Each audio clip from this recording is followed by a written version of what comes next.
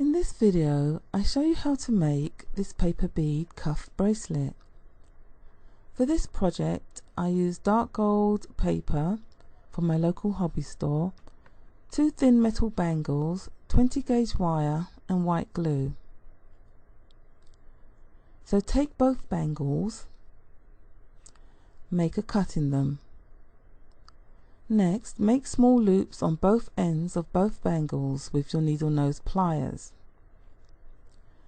Use the topmost part of your pliers to get smaller loops. You want to have both loops facing inward like this. In this picture, you see that the loops are no longer positioned inside the bangle. In order to make sure that the loops will not dig into your wrist when wearing a finished cuff, we need to turn them slightly outward. To do this, place one point of your pliers inside the loop with the other point on the outside of the loop, as you see here. Gently bend back the loop until the loop is centered on the end of the bangle instead of on the inside of it. Once you've completed all your loops, lay the bangles aside and make the paper beads. To make the oval paper beads, you'll need an 18 to 22 inch piece of paper. I suggest thin cardstock or paper. Thick cardstock will make a cuff that's way too bulky. I wanted my beads to have some marking or pattern on them, so I used 2 contrasting papers, one dark gold and the other dark espresso brown. I sellotaped the papers together. You can of course use glue. I then cut the paper into a couple of strips and taped that together. So I had a 22 inch piece to work with. The paper beads are made from rolled up elongated paper triangles. These triangles are drawn on the paper and then cut out, and this is how to do that. I placed tick marks at 1 inch intervals along the bottom and top edge of the paper. This is a diagram which shows in steps how this is done.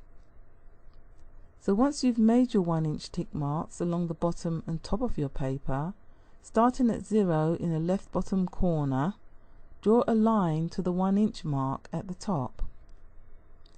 Then draw a line from the top of the paper at the 1 inch mark to the bottom at the 2 inch mark. That's your first triangle. Continue in this way until you have covered the entire paper. As you can see, you'll end up with upside down triangles too. Throw away the beginning and ending triangles as they're only half triangles and they're not usable in this project. I needed 17 beads for my bracelet, so that meant 17 triangles.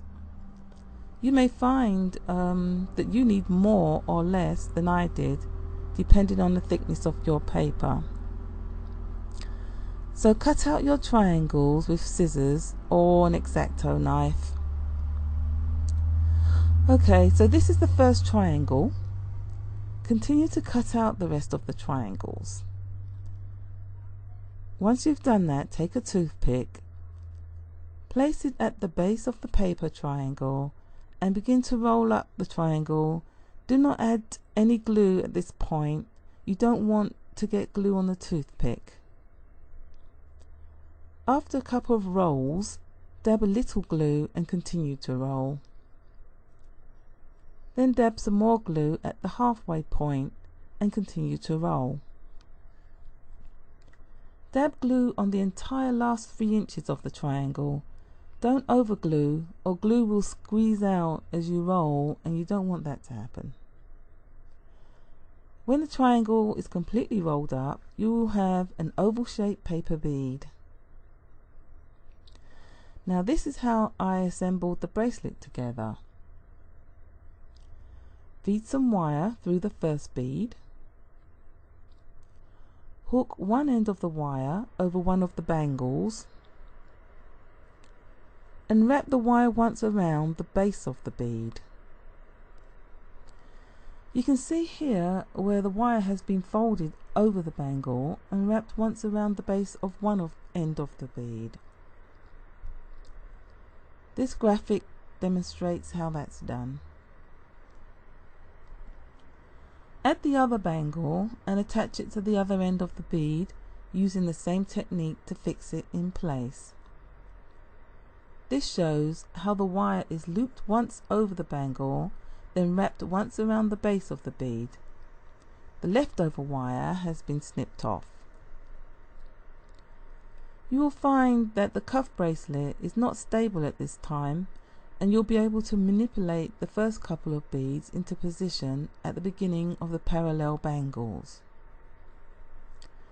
Be sure to snip off any leftover wire as close to the bead and always to the outside of the bracelet as you can.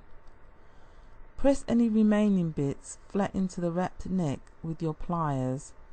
That way you're going to avoid any sharp bits on the inside of the bracelet. This is what I meant by the outside of the bead. And this is what I meant by the inside. Don't leave wire ends on the inside, always wrap around until they're on the outside, otherwise they'll scratch your arm. Keep adding beads until you fill up the bangles. As I said before, it took 17 beads for my bangle.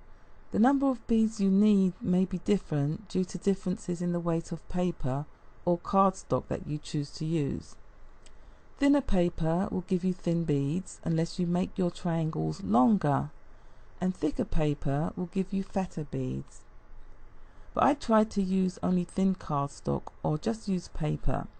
If the beads are too thick, they'll take up too much room and they'll be bulky. And even though the cuff bracelet is open-ended, which gives you more arm room, it still won't sit right on your arm. As I assembled the bracelet, I noticed that some of the beads were slightly longer than others and made my bracelet a little lopsided, as you can see in this shot. So if that happens to you, simply snip a little off one or both ends of the beads so that all the beads are exactly the same height. Or you can, alternate long ones with short ones. I did it both ways and both cuff bracelets look great. One had a casual kind of loosey look to it, loosey-goosey look, and the other just looked, polished. And the polished looking one is the one that I photographed for this video. Bon appetit!